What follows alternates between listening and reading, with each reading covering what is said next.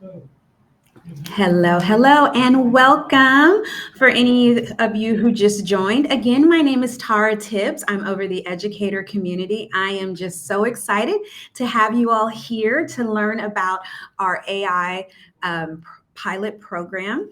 I am excited to have both. We've got Colorado Springs, Houston, Bristol, Virginia. I used to live in Virginia, so are we Bristol, Virginia? I think there's a Bristol, Tennessee too. So welcome, welcome, Massachusetts. Lovely. I'm in California. But I am so excited to, New Orleans, nice, nice, nice. I'm excited to have all of you all here. Thank you so much for putting in our Q&A. We will be using the Q&A function of this platform to interact with one another. Okay, so welcome. As you all, some of you might have already completed the registration for the AI pilot program, and some of you haven't done so. So please know that participating in this info session is going to give you all that you need to know to see if this is a good fit for you. And move you to the next level. Okay.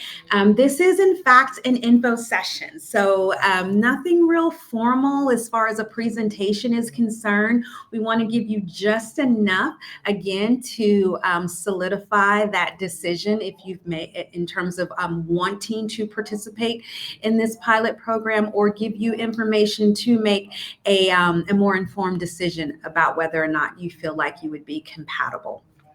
Okay. So before we get, sorry, forgive me. There we go. You guys can see that one. So before we get started, I am curious about, I want to level set a little bit and get an idea of where you're from or where your comfort level is around AI. So what I'd love for you to do is to put into the Q&A section, if you're using AI currently, how do you use AI in your classroom? What role does it or does it not play in your classroom?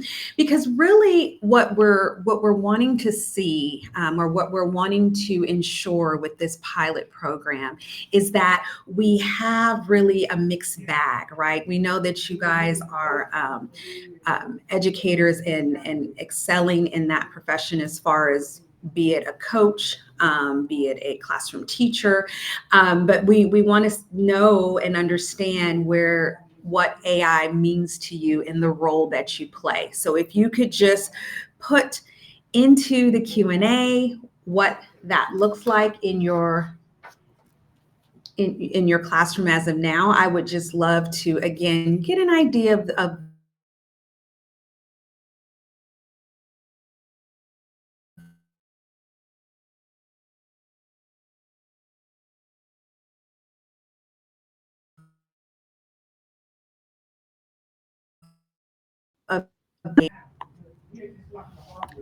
Hey there, it looked like we were just having a little hiccup there with some audio coming through. So I think she wanted to just see, I believe we were, Tara, can you hear me?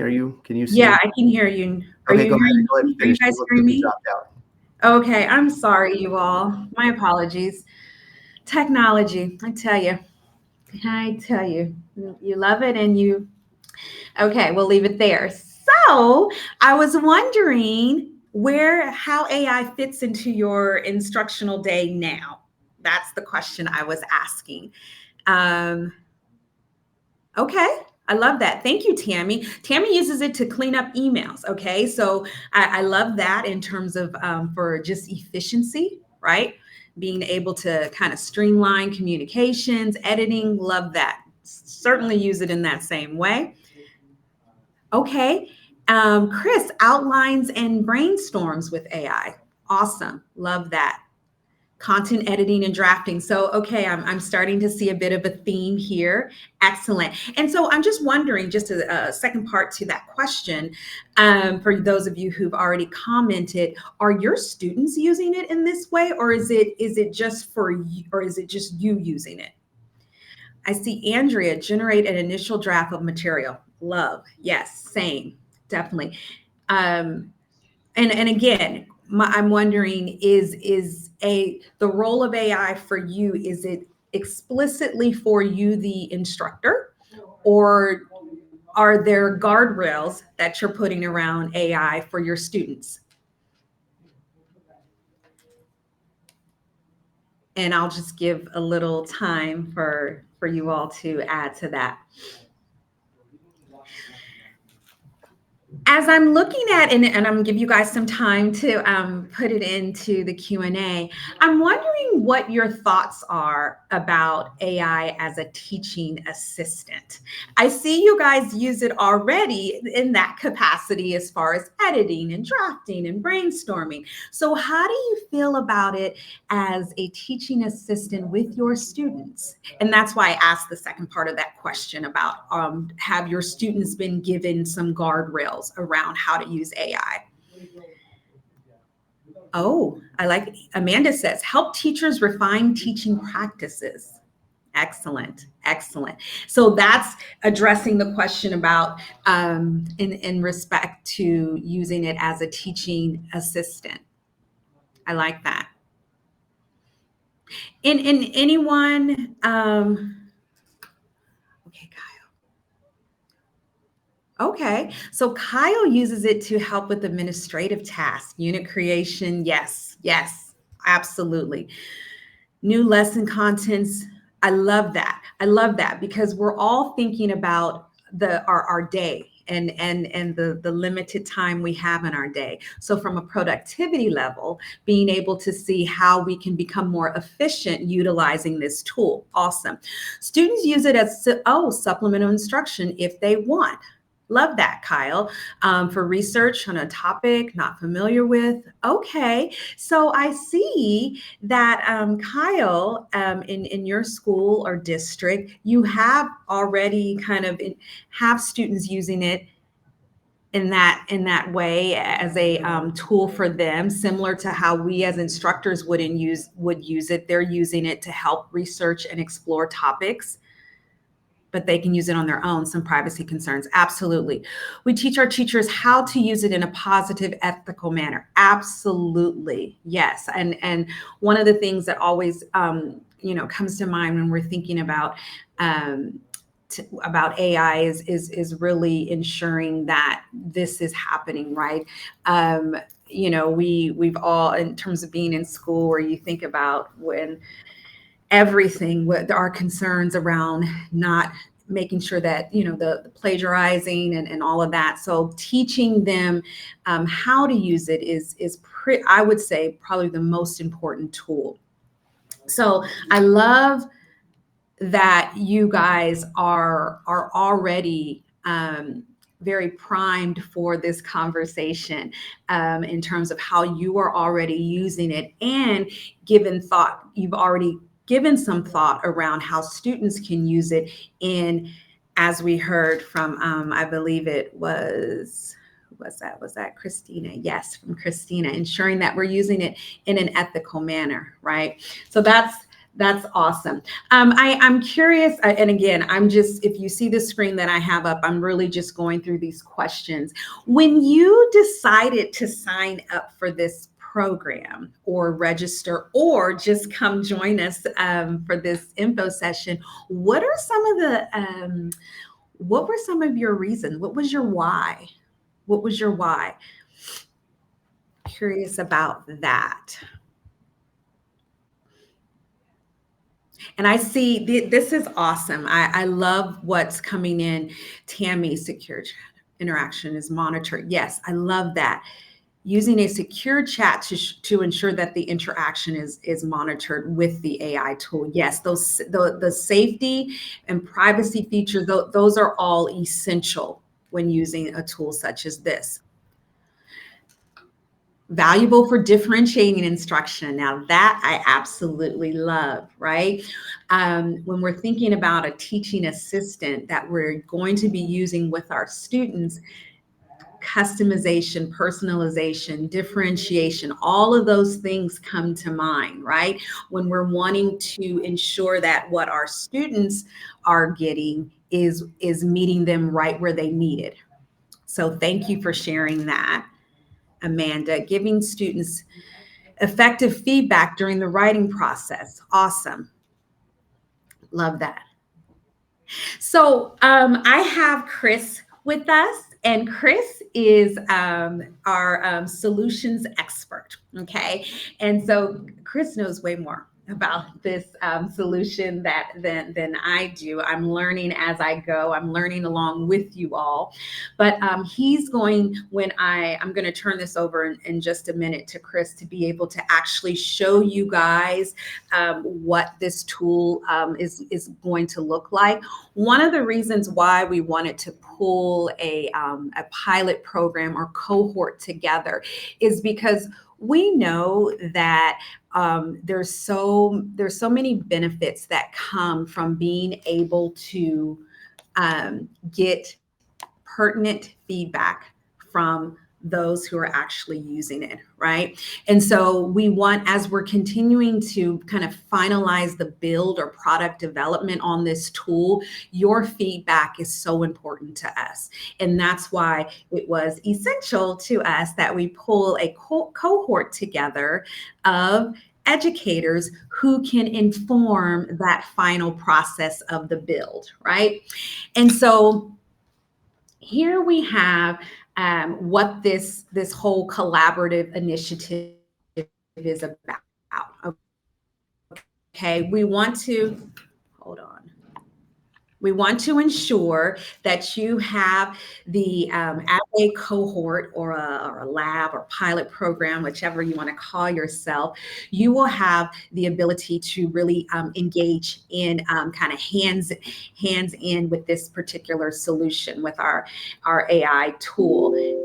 And this will allow you to use it with your students and then give us all the feedback, right? We want the glows and the grows that are really going to help make this tool the best it can be.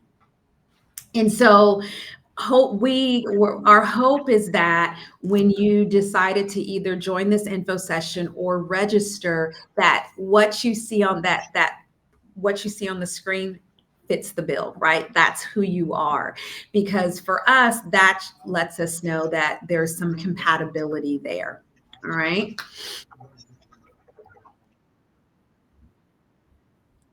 So, Chris, do you want to go ahead and pipe in and just tell us a little I will. Thanks. I think there's a about couple. development stage?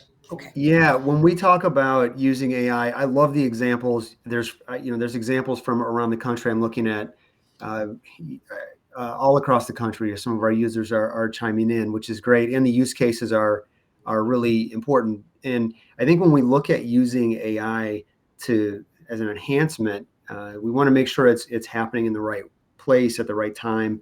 And when we think about a tool that's going to help us be more effective communicators, it's kind of helping us uh, as a thought partner in that moment. So it's speeding up that process. So what we're going to do and what I'll show, and as we talk about the AI lab experience and the what we've developed to this point, I'm going to share what those three elements are that we have that we're building in what we've addressed and how we're envisioning it. I'm not going to go so deep that I'm over influencing you or kind of leading you to some conclusion. I think where we want to really introduce this to you so that you can leverage it and take those next steps. From my own perspective, I had my first long conversation with ChatGPT last week, and I actually found it to be extremely helpful as a thought partner in time that I would normally be doing something else. When we use and leverage these as a tool, just like any really important tool that a carpenter might use, may use a hammer, or a baker might use a very sophisticated mixing machine. They're using those to enhance the product that they're putting out, and we want to meet in that place where your educators are ready, and we're collecting and having engagement and interaction with these tools that we want to collect that info and be very specific in what you're seeing with those groups of students and individual students. So we want to point those out. I want to just kind of set the stage with that as we introduce the concepts that are coming and the feedback that we receive and get from you. It is truly about using this as a tool. And just like the two examples I gave, a hammer or a mixer, you kind of need to understand what you're making and what you're trying to get done. So when we do see master chefs or master bakers or senior carpenters, they build incredible products, and that's not too much unlike your teachers, your veteran teachers who are they know these really well. They know students, they know how to teach the content really well, but when they can refine and get even more detail, that's where we feel this can really be a huge benefit, and we feel like we're building a solution that does and fits that bill. Tara, I do want to make sure that I cover all the bases. So there's a couple of things. The ground rules here are make sure that I show without leading our witnesses through the work here, but I'm going to show it at a high level. So when we're ready to switch over, that was what I'll do. Absolutely. Sounds good. And thank you for just the further breakdown. Again, hopefully this information just kind of adds to what you have and what in terms of making a decision as far as if you feel like this will be a compatible, right? That this is something you would like to participate in. I was just monitoring the Q&A as Chris was talking, and I just love some of the thoughts expressed there in terms of, again, just wanting to see how to better and more effectively incorporate it into the classroom.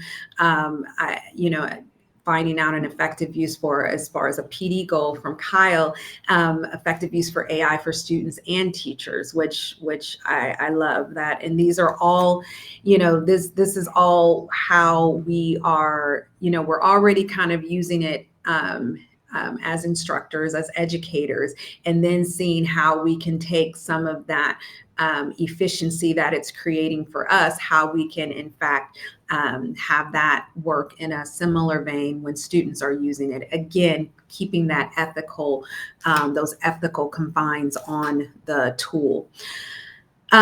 Jared is curious to see ViewSonic's approach.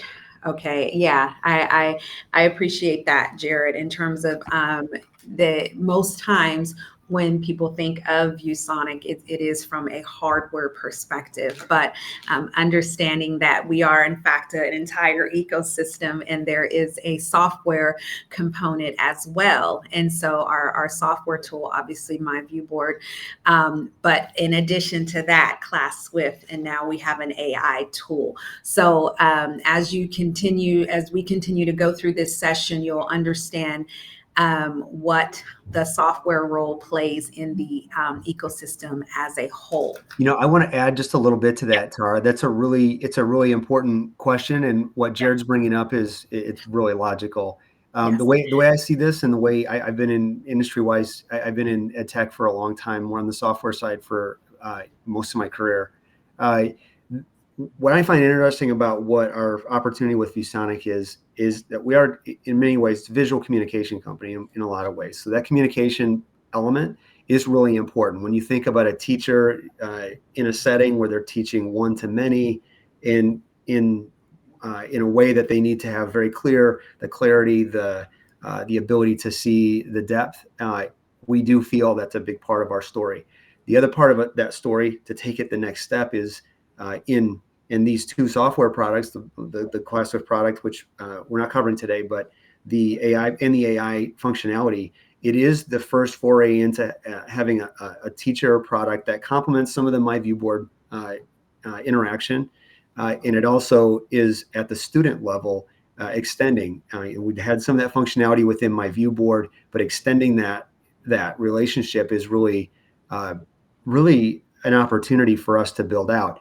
I will say, though, before we move to the next slide, is these are internally developed products. So ViewSonic has developed these tools, and it's very important to see that for you all to understand that these are not acquisitions. These are not separate companies altogether. We are building it with some ecosystem, with the ecosystem in mind, and in building tools that are practical and practical applications of extending that classroom experience and extending that student to teacher, that communication experience in these ways that we are seeing. It really is blown up, right? Every week we're seeing things that are developing and they're new, but we too feel like we've identified areas where we can be very specific, and we can be a net benefit for users that have a lot of options, right? We want to make sure if they're in our ecosystem or if they're working with us, that they're practical and easy to use.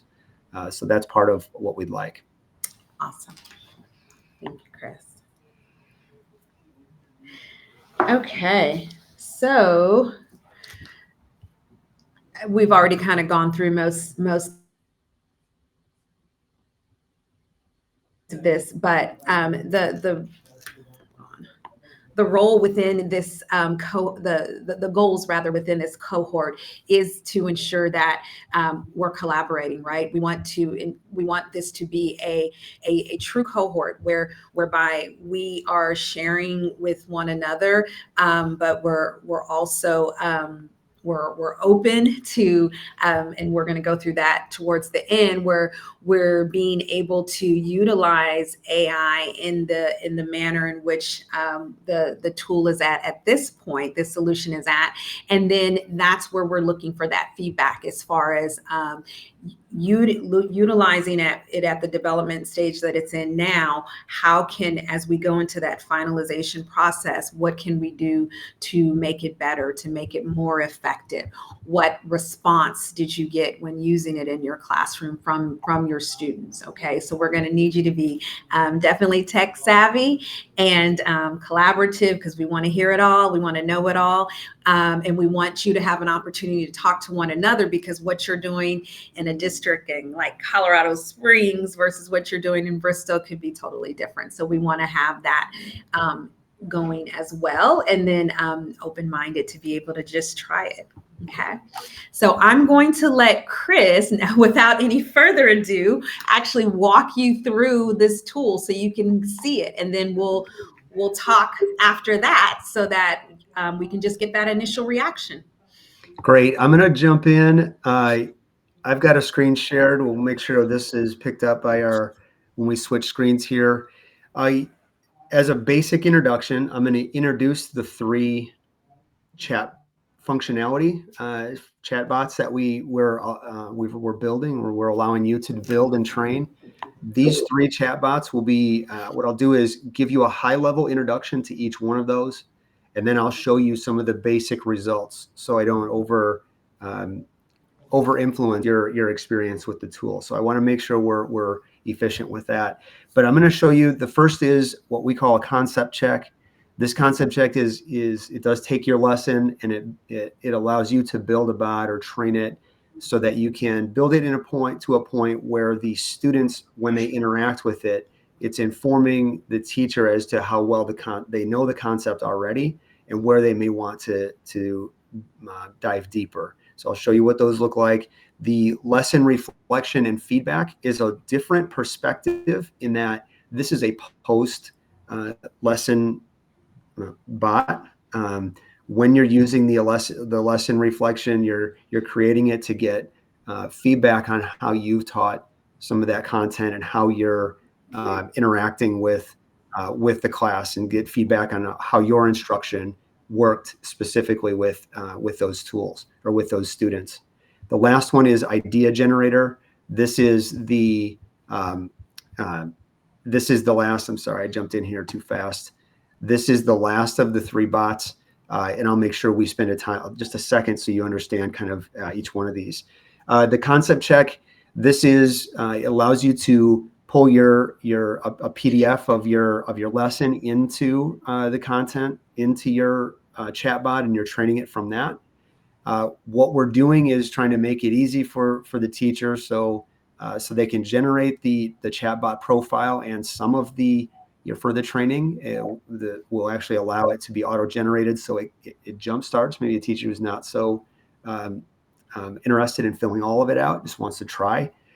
This allows for a high-level interaction.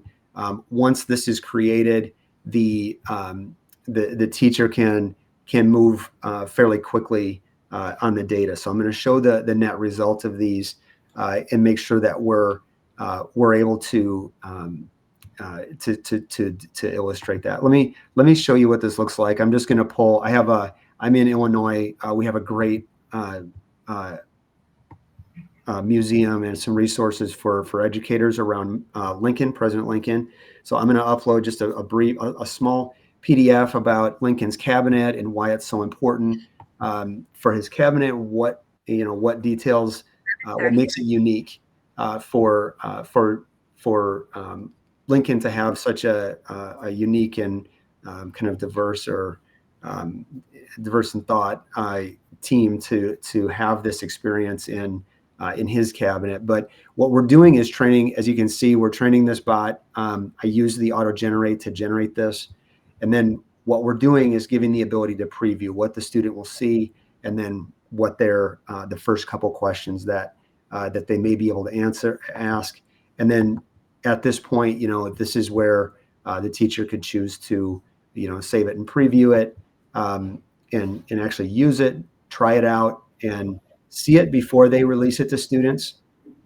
Once this is generated, I'm able to launch it to students here, or it keeps it in the kind of the library, the bot library that's in the background here.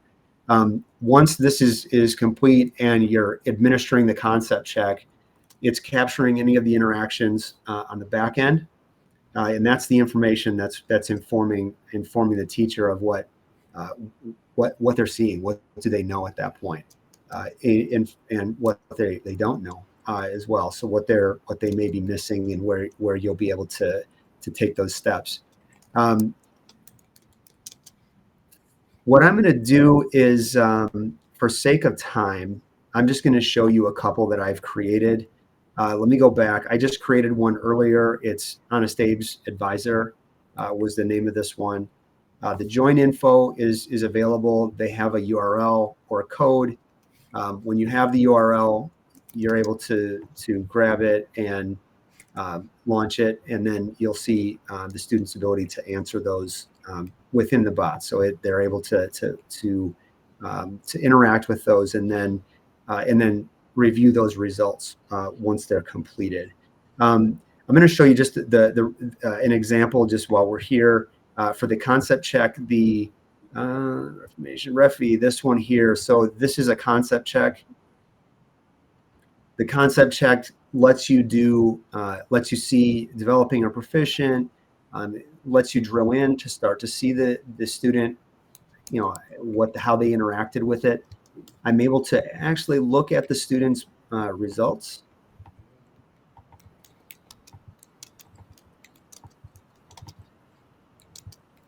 And I can see the entire interaction that the student has with the bot. I can see each of my students to drill into those and see those results as it's rolled up to the teacher. There's a summary of low understanding students, goes through those students, a study plan, and some additional steps that we're offering the teacher for supporting a better understanding of the concept. So this is the concept check. There are some options here. You have for these concept checks, you can see a student list. You can see how the students have responded once they're in, and you close it out. What I do want to show you is the next step would be the lesson reflection and feedback. This is a little different perspective. This allows you to really, you're looking at your own, as a teacher's reflection on how well they taught the lesson and what the students may need help with. So this is a little different. It's also looking to get a lot more depth on the interest of what the students are interested in, and we're looking to gather that information to help inform the instructor or the teacher. This, as you're you're looking at the concept and those ideas. We do have an auto generator once you give it some guidance as to lesson reflection, reflection prompt. It will build that out and then give that teacher a less trained, or as much as they want to train it to make that happen in a more effective way. The other, I'm going to go to one that's this is a reflection and feedback. I'm going to show you what these results look like. They're a little different. They're different in that we're going to look at this as you're collecting this to inform the instructor on their performance. So we're summarizing the data and the detail a little differently. And it's, we're showing a word cloud. This is over all their chats.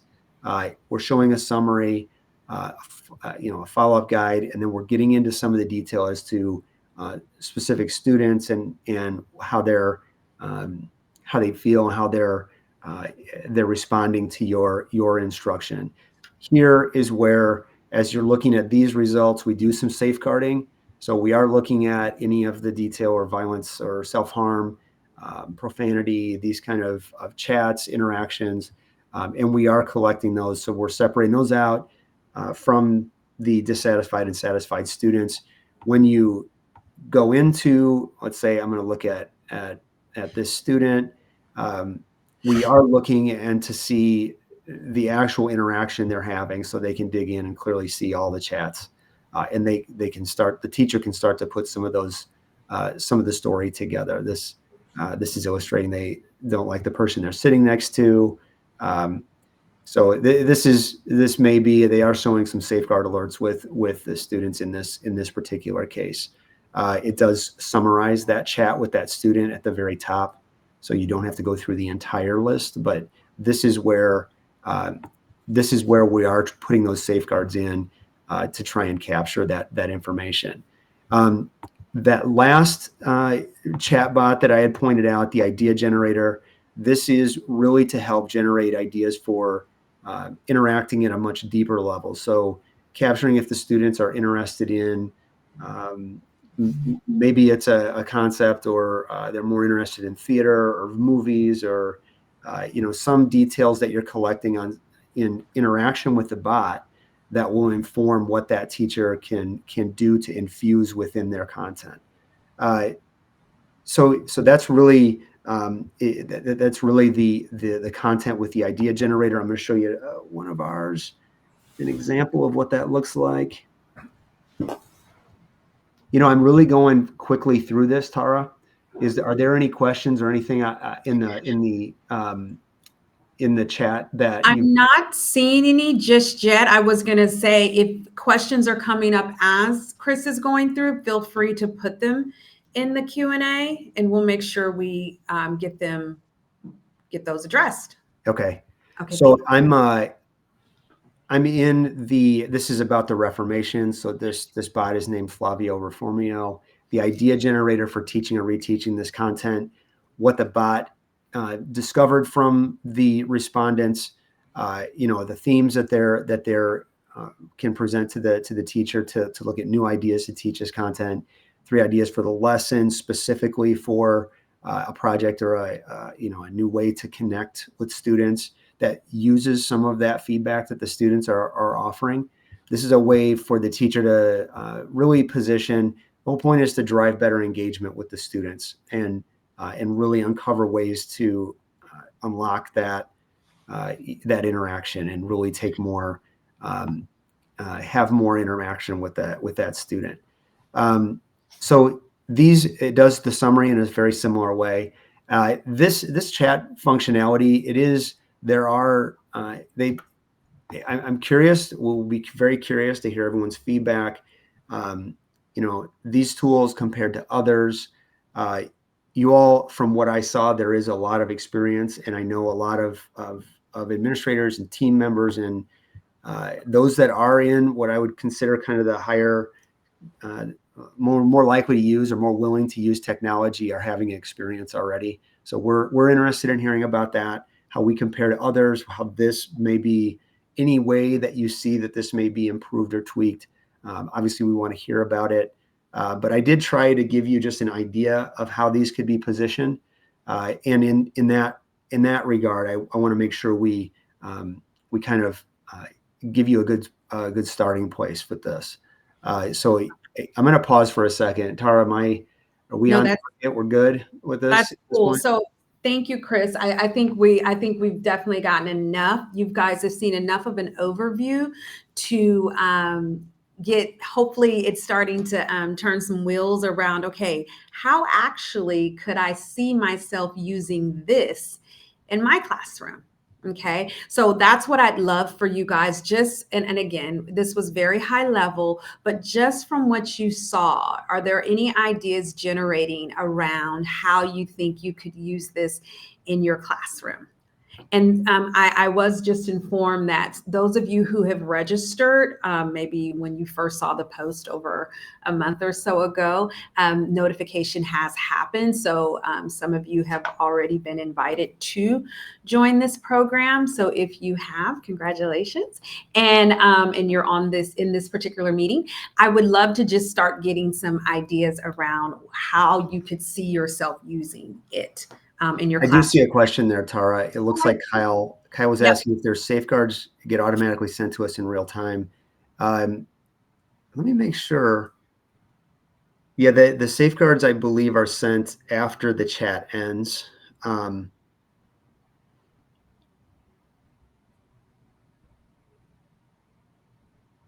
Awesome. Which I understand how critical that is, Kyle. So that's something that I technically we should be able to do that. That's something we will take back and get a direct answer for that. Okay, so the broader answer our team has is yes, it's almost real-time responses with only a few seconds of delay. Nice. It's enough to minimize risk.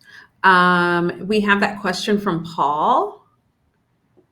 I think we're gonna get a specific answer on that.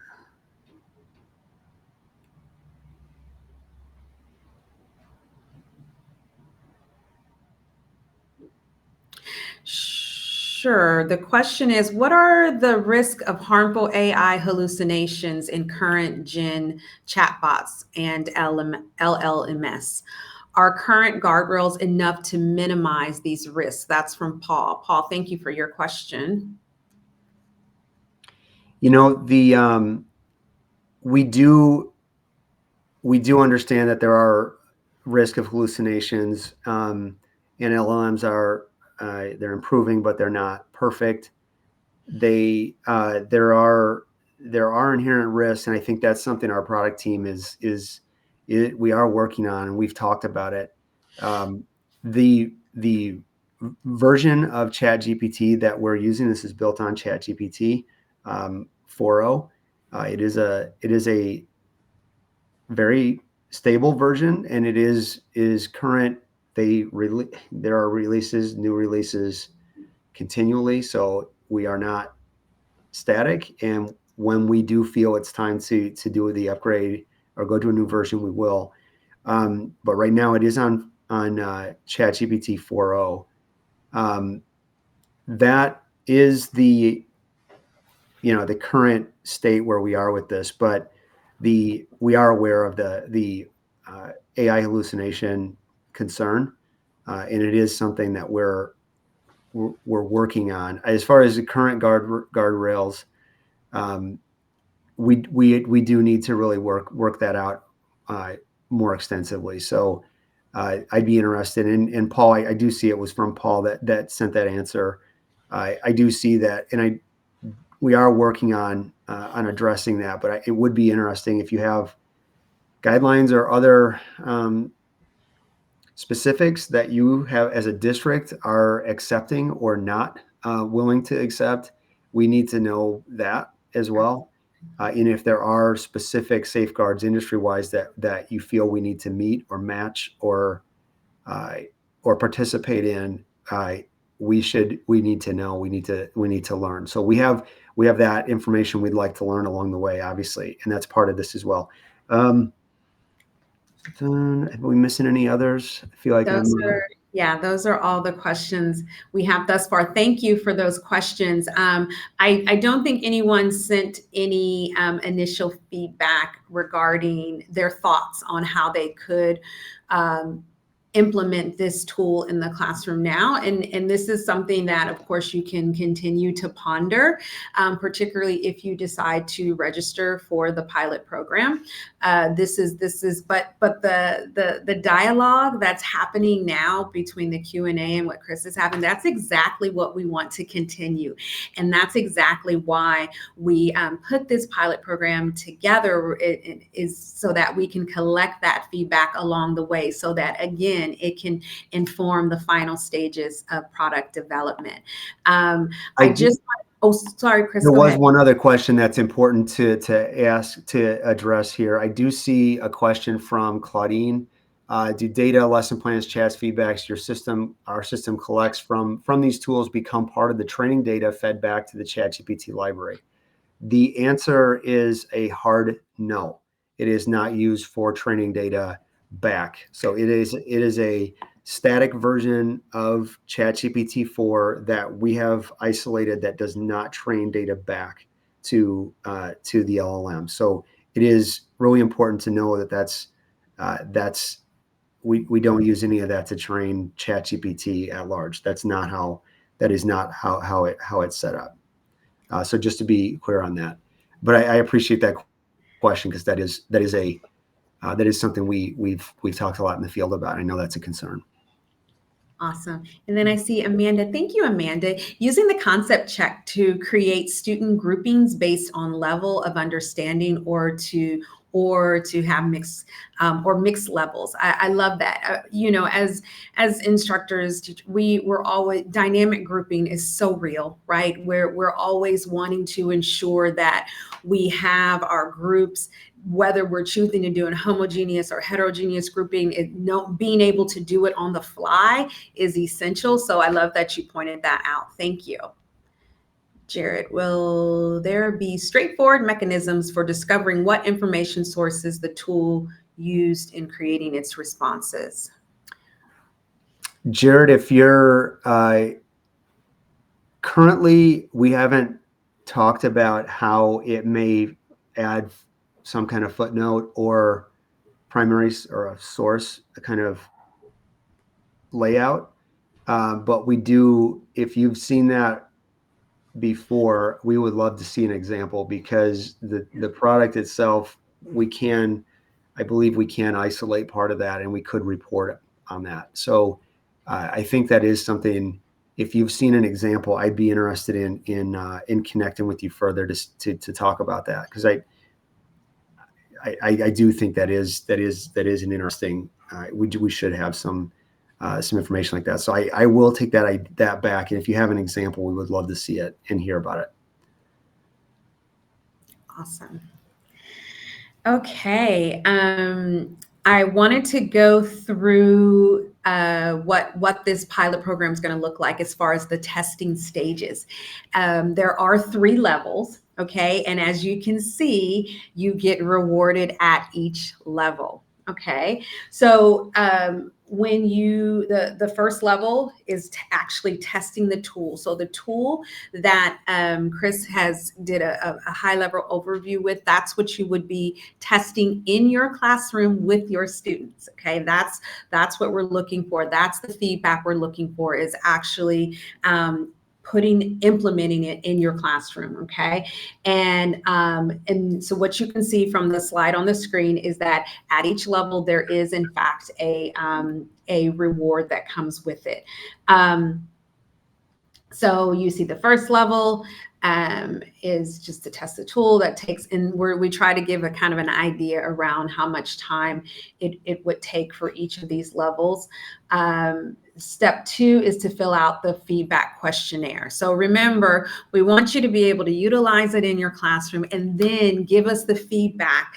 Do similar to what we're doing in this webinar. Be able to tell us your concerns. Remember, we want those glows and grows. Also, So if there's something that you're already using in the classroom that's maybe similar, being able to provide us with that information so that, as Chris has already said, so that we can kind of see that example, because again, this is still in the product development stage, and so we want to ensure what that final product looks like does in fact reflect the feedback that you've provided. So that questionnaire is what's embedded in level 2, and that's what this is the reward for that. You'll see the gift card there, and then the interview. Okay, so not only do we want you to create complete this questionnaire, but we want to talk it out. And similar to how we're doing now, but except in more of a conversation manner and not necessarily through Q&A. So you can decide your level of commitment. What we want to ensure that you know is that we appreciate all of you and the level of commitment that you provide. And so we want to ensure that we reward you at each level. Have I missed any questions, Chris? It appears we're caught up. So I think this really does look like we're caught up. Okay, good. Okay, I just want to make sure. So I want to come here to this because I know our time is almost over, or ending soon rather. So in this, what I wanted you guys to see here is when you're testing it, we wanted you to make sure that hold on. There we go. Am I back? Okay. I know looked like I paused for a second. When you're testing this tool, we want to ensure that we create some continuity around how we're all testing it. And so what we've laid out here is what's needed for each level. So you're going to need to test it with a minimal of 3 students. Okay. And then you're going to have to designate the groupings, and then making sure that when they're using the chatbot, they have at least 5 minutes worth of usage or dialogue that's happening between the chatbot. Now, you don't have to commit any of this to memory. For those of you who are selected to be in the pilot program, we'll go through this again. You'll have a visual that kind of helps guide you. But again, I wanted, for those who hadn't had a chance to go through the registration form online, I wanted to just give you an overview of what the expectations are for participating in this pilot program. And hopefully what you're seeing is that the demand is not super intense, and it's something that seems tangible, realistic, that you'll be able to do and implement within your classroom. Okay. Oh, there's a question here from Kyle. It's really important. Have you signed a data privacy statement? We have a bill in New Hampshire that requires this for use of applications that require students to log in.